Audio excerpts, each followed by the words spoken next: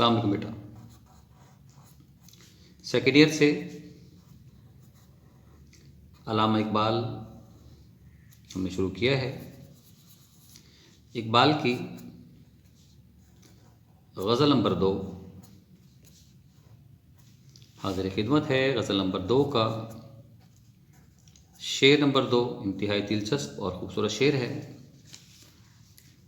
اقبال کہتے ہیں صنم کدا ہے جہاں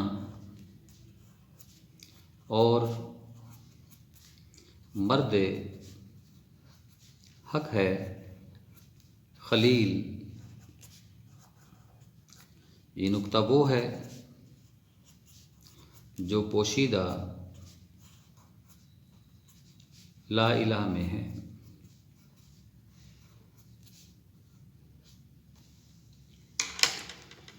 شعر کا پہلے معنی دیکھ لیتے ہیں.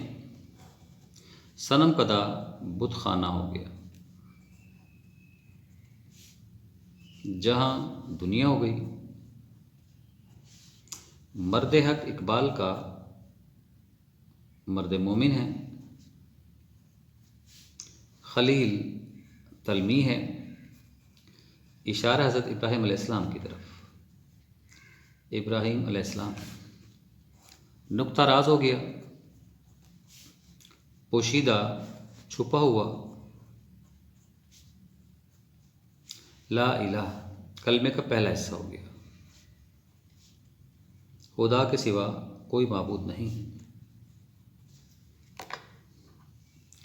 مفہوم دیکھ لیتے ہیں. خوبصورت شعر ہے.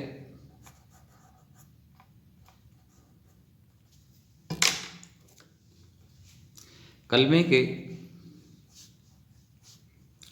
پہلے حصے میں یہ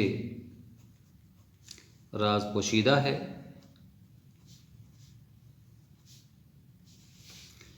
کہ مرد مومن کو ابراہیم علیہ السلام کی اتباع اور پیروی کرتے ہوئے اپنی ذات میں موجود تمام بتوں کو پاش پاش کر دینا چاہیے. پاش پاش کر دینا چاہیے. صنم کدا ہے جہاں. یہاں سے آپ بات شروع کرنا چاہیں آپ کی مرضی ہے، یا پھر لا الہ سے آپ بات شروع کرنا چاہیں آپ کی مرضی ہے. مسلمان ہونے کے لیے، دائرہ اسلام میں داخل ہونے کے لیے جو چیز سب سے زیادہ لازمی ہے وہ لا الہ الا اللہ صرف زبانی نہیں، دل سے اقرار کرنا. اقرارم باللسان و تصدیقم بالقلب. آپ زبان سے اقرار کریں اور دل سے اس بات کی تصدیق کریں کہ خدا کے سوا کوئی عبادت کے لائق نہیں. کلمے کا حقیقی مفہوم کیا ہے؟ کلمے کا حقیقی مفہوم یہ ہے کہ اگر دنیا کی تمام طاقتیں مل کر ہمیں نقصان پہنچانے پر آئیں اور اللہ تعالیٰ نقصان پہنچانا نہ چاہے تو کوئی ہمیں نقصان نہیں پہنچا سکتا. دنیا کی تمام طاقتیں مل کر ہمیں فائدہ پہنچانے پر آئیں، اللہ تعالیٰ فائدہ پہنچانا نہ چاہے تو کوئی ہمیں فائدہ نہیں پہنچا سکتا. دنیا کی تمام طاقتیں مل کر ہمیں معزز کرنے پر آئیں، خدا آپ کو معزز کرنا نہ چاہے، اللہ آپ کو رسوا کرنا چاہے تو کوئی آپ کو رسوا نہیں کر سکتا. دنیا کی تمام طاقتیں مل کر آپ لوگوں کو، آپ کو، مجھے رسوا کرنا چاہیں اور اللہ رسوا نہ کرنا چاہیں تو کوئی رسوا نہیں کر سکتا. یہ کلمے کا باطنی اور حقیقی مفہوم ہے. اس کا مطلب ہے کہ دنیا میں موجود کوئی بھی شے ہمیں نفع اور نقصان نہیں پہنچا سکتی خدا کی ذات کے سوا. اب میں یہی شعر کو سمجھانے کی کوشش کروں گا. صنم کدا ہے جہاں، آپ یہاں سے سمجھنے کی کوشش کریں گے اسے. دنیا ایک بت خانے کی مانند ہے. بت पत्थर के पिछले ज़माने में पूजे जाते थे, मुख्तलिफ धातुओं के बुत बनाए जाते थे, लकड़ी के, पत्थर के, पीतल के, लोहे के, तांबे के, फिर उनकी पूजा की जाती थी। हकीकत में बुत वो शय है जो आपको अजीज़ हो, जिसकी आप पूजा करते हो। वो आपका मनसब भी हो सकता है, वो आपका मर्तबा भी हो सकता है, वो आपकी बादशाहत भी हो सकती है, वो आपका कारोबार भी हो सकता है, वो आपकी मुलाजमत भी हो सकती है। तो कहता है शायरी इकबाल बताते हैं, दुनिया आज भी एक बुत खाने की मानद है। वो आपकी ज़ात भी हो सकती है, वो आपका रंग व नस्ल भी हो सकता है, वो आपके जज्बात एहसासात भी हो सकते हैं। आज भी दुनिया में बुतों की पूजा हो रही है। हर शख्स ने रंग का, नस्ल का, ज़ात का, मनसब का, मर्तबे का, मुकाम का, बादशाहत का, कारोबार का, मुलाजमत का बुत बनाया हुआ है। देखिए, हम इबादत करते हैं, हम नमाज पढ़ते हैं, बादशाह का ज़हन बादशाहत में अटका है। रंग व नस्ल से ताल्लुक़ रखने वाले अपने रंग व नस्ल में अटके हुए हैं। कारोबारी कारोबार में अटका हुआ है, मुलाजिमत में अटका हुआ है, एक तालिब इल्म किताबों में अटका हुआ है। हम नमाज तो पढ़ते हैं, सजदा भी करते हैं, मगर नमाज़ों में, सजदों में वो लोच, वो चाशनी, वो गुदास, वो सोच हमारे नहीं हैं, क्योंकि हमारे दिलों में हमारे बुत बसते हैं। एक तालिब इल्म जब नमाज अदा करता है, लिखेंगे तो नहीं वहाँ, मिसाल दे रहा हूँ आपको, तो आपका केमिस्ट्री का लेक्चर रिपीट हो रहा होता है। मुलाजमत प्यारी है मुलाजिम आदमी को, तिजारत प्यारी है कारोबारी आदमी को, फसल प्यारी है किसान को, तो जो जो प्यारी है वो उसका बुत हुआ। तो पूजा तो आज भी चल रही है, आज भी ज़माने में उसी तरह से पूजा हो रही है। रंग का, नस्ल का, तिजारत का बुत आज भी वैसे ही पूजा जा रहा है। इकबाल बताते हैं, हमें इन तमाम बुतों को गिरा देना चाहिए। क्यों वो गिराना चाहिए? इसलिए कि ये बुत हमें कुछ नहीं दे सकते। अगर देने वाली ज़ात है तो वो अल्लाह की ज़ात है।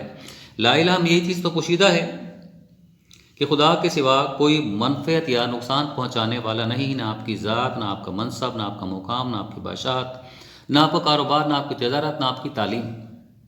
तो हमें अपनी ज़ात में तमाम बुतों को गिरा देना चाहिए। बुत गिराएं किस तरह से? मिसाल हमारे सामने इकबाल ने कौन सी रखी है? हज़रत इब्राहिम अलैहिस्सलाम की मिसाल सामने रखी है। एक तलमीह है, एक तलमीह के ज़रिए इकबाल, देखें इकबाल ने इसी ख्याल को एक इंतहाई खूबसूरत शेर में और बयान किया है। इकबाल कहते हैं, मैं जो सर बसजदा हुआ कभी, सर बसजदा हुआ कभी, तो ज़मीं से आने लगी सदा, आने लगी सदा, तेरा दिल तो है सनम आशना, तुझे क्या मिलेगा नमाज में, क्या मिलेगा नमाज में। सनम आशना, दिल में सनम बसता है, दिल में तो तिजारत है, दिल में तो कारोबार है, दिल में तो तालीम है, दिल में तो लेक्चर है, दिल में तो फसल की परवाह है, दिल में तो दुकान के नुकसान की परवाह है। तो नमाज सजदे में क्या मिलेगा तुझे? यहाँ इकबाल बताते हैं, मिसाल देते हैं, जिस तरह इब्राहिम अलैहिस्सलाम ने ला इलाहा से मुतासिर होकर तमाम बुतों को पाश पाश कर डाला। अरब में दस्तूर था, सालाना मेला लगा करता था।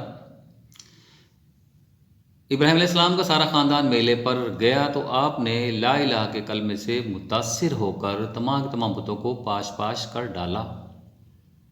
ख़ानदान वाले वापस आए, पूछा, तो आपने कुल्हाड़ा एक बहुत बड़े बुत पर रख दिया। जब पूछा कि बुत किसने तोड़े, तो आपने फरमाया, सामने तुम्हारा ये बड़ा बुत मौजूद है जो बुतों का सरदार है, इसे पूछ लो, अगर ये कह सकता है, बोल सकता है। तो जिस तरह इब्राहिम अलैहिस्सलाम ने ला इलाहा के कलमे से मुतासिर होकर, इससे मुतासिर होकर तमाम के तमाम बुत पाश पाश कर डाले, आज मर्द मोमिन को हाजत है कि वो ला इलाहा के कलमे से मुतासिर होकर अपनी ज़ात में पनपने वाले, फलने फूलने वाले, परवरिश पाने वाले, नमो पाने वाले तमाम बुतों को पाश पाश कर डाले कि उसके बुत यानी उसकी मुलाजमत, उसका कारोबार, उसकी तालीम, उसके मर्तबा, उसका मनसब, उसका ओहदा उसे कुछ नहीं दे सकते जब तक खुदा देने वाला ना हो। आप यहाँ इस हवाले से इकबाल बहुत सा बोलते हैं। इकबाल बताते हैं, बुतों से तुझको उम्मीदें, खुदा से नौमीदी। नौ ने मैंने क्लास में बताया था आपको, ना नो ने इकबाल के यहाँ नहीं के मानों में इस्तेमाल होते हैं। बुतों से तुझको उम्मीदें, खुदा से नौमीदी, मुझे बता तो सही और काफरी क्या है। जो हो आज भी इब्राहिम का ईमान पैदा, जो हो आज भी इब्राहिम का ईमान पैदा, आग कर सकती है अंदाज़े गुलिस्तां पैदा। फिर कह सकते हैं, इकबाल जिस मौजू पे बोलते हैं फिर बेशुमार बोलते ही चले जाते हैं। ये दौर अपने बराहीम की तलाश में है, सनम कदा है जहाँ, सनम कदा है जहाँ, ला इलाहा इल्लल्लाह। ये बेटा जी आज का आपका शेर हुआ। गज़ल में 7 अशार हैं, 5 लेक्चर्स में हमने 7 अशार मुकम्मल करने हैं, तो यकीनन हमें एक लेक्चर में 2-2 अशार करने पड़ेंगे। अगले 2 अशार मैं फिर एक लेक्चर में करता हूँ। इस तरह हमारे 4 लेक्चर्स हो जाएंगे 3 लेक्चर्स में। फिर चौथे लेक्चर में फिर हमें 2 अशार करने पड़ेंगे और फिर आखिरी शेर हम फिर इकट्ठा देख लेंगे। बहुत ख़त्म हुआ, इजाज़त दीजिए, अल्लाह हाफिज़।